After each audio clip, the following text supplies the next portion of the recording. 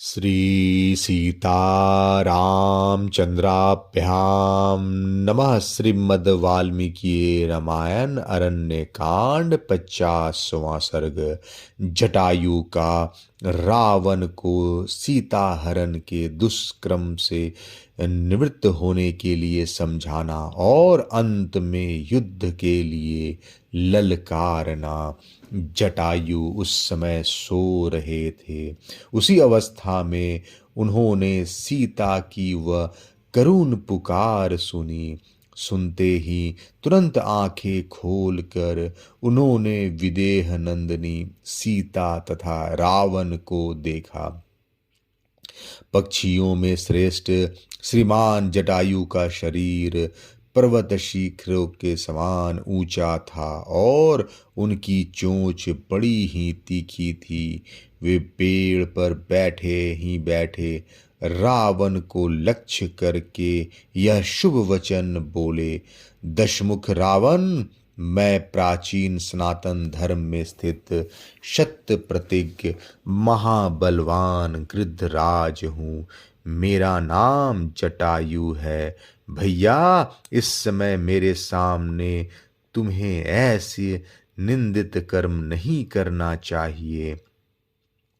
दशरथ नंदन श्री रामचंद्र जी संपूर्ण जगत के स्वामी, इंद्र और वरुण के समान पराक्रमी तथा सब लोगों के हित में संलग्न रहने वाले हैं। ये उन्हीं जगदीश्वर श्री राम की यशस्विनी धर्म पत्नी है। इन सुंदर शरीर वाली देवी का नाम सीता है, जिन्हें तुम हर कर ले जाना चाहते हो। अपने धर्म में स्थित रहने वाला कोई भी राजा भला पराई स्त्री का स्पर्श कैसे कर सकता है। महाबली रावण, राजाओं की स्त्रियों की तो सभी को विशेष रूप से रक्षा करनी चाहिए। पराई स्त्री के स्पर्श से जो नीच गति प्राप्त होने वाली है, उसे अपने आप से दूर हटा दो।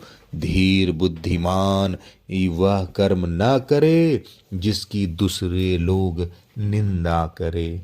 जैसे पराये पुरुषों को के स्पर्श से अपनी स्त्री की रक्षा की जाती है, उसी प्रकार दूसरों की स्त्रियों की भी रक्षा करनी चाहिए।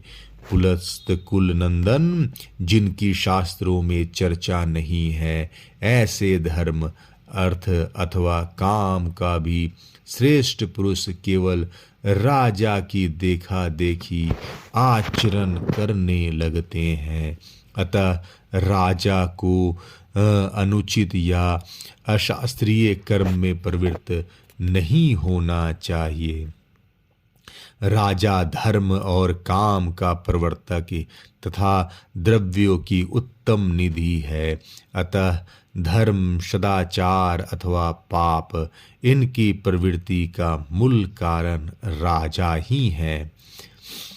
राक्षस राज, जब तुम्हारा स्वभाव ऐसा पाप पूर्ण है और तुम इतने चपल हो, तब पापी को देवताओं की विमान की भांति तुम्हें यह ऐश्वर्य कैसे प्राप्त हो गया।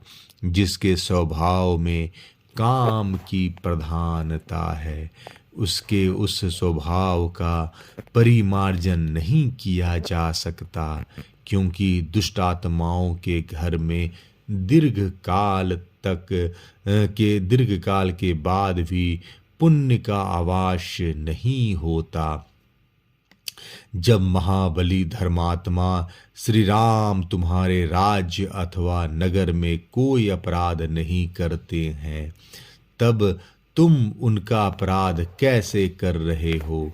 यदि पहले शूर्पणखा का बदला लेने के लिए चढ़कर आए हुए अत्याचारी खर का अन्यास ही महान कर्म करने वाले श्री राम ने वध किया, तो तुम ही ठीक ठीक बताओ कि इसमें श्री राम का क्या अपराध है जिससे तुम उन जगदीश्वर की पत्नी को हर ले जाना चाहते हो।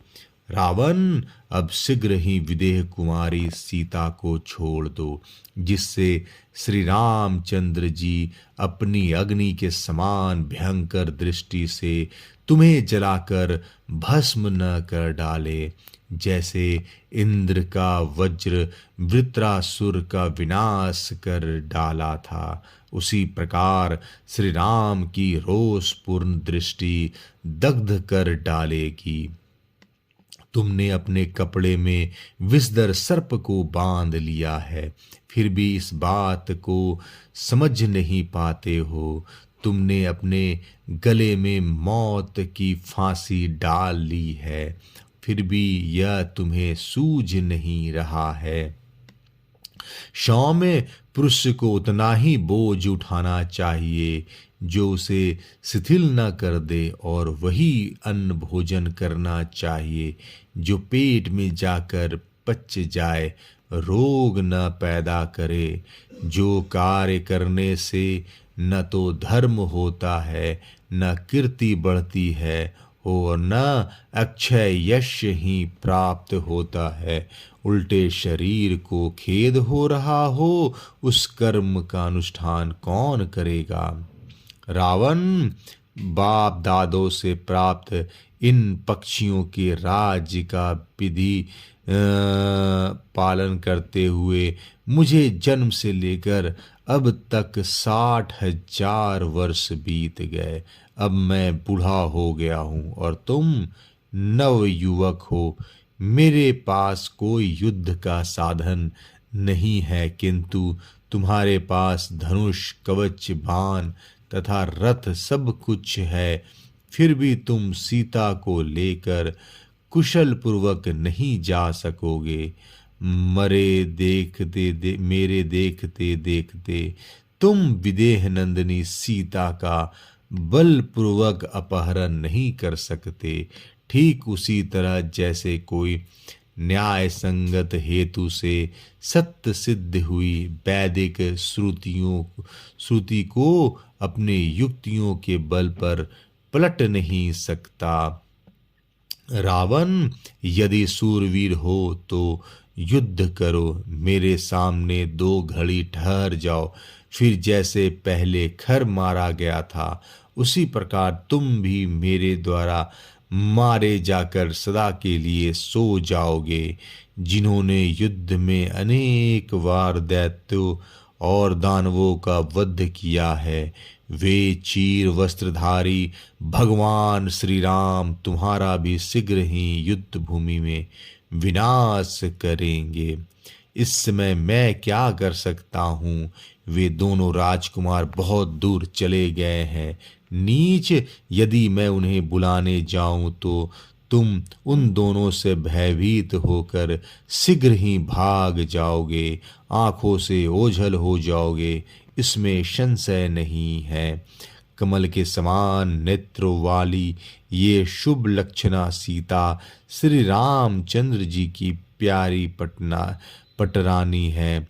इन्हें मेरे जीते जी तुम नहीं ले जाने पाओगे। मुझे अपने प्राण देकर भी महात्मा श्री राम तथा राजा दशरथ का प्रिय कार्य अवश्य करना होगा। दशमुख रावण, ठहरो ठहरो, केवल 2 घड़ी रुक जाओ, फिर देखो जैसे डंडल से फल गिरता है उसी प्रकार तुम्हें इस उत्तम रथ से नीचे गिराए देता हूँ। निशाचर, अपनी शक्ति के अनुसार युद्ध में मैं तुम्हारा पूरा आतिथ्य सत्कार करूँगा, तुम्हें भली भांति भेंट पूजा दूंगा। अरण्यकांड 50वां सर्ग समाप्त। जय श्री राम।